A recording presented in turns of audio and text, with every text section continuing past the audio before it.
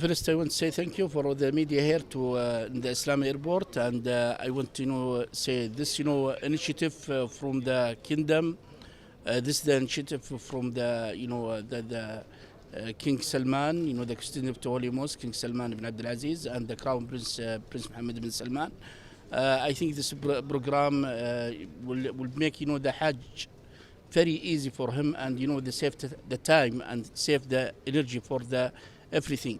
The Hajj will be coming here to make the immigration from here, from the Islam Airport, and go directly to the airplane, and arrival to the kingdom, and go directly to the hotel. This the second time to apply this program or initiative to Pakistan.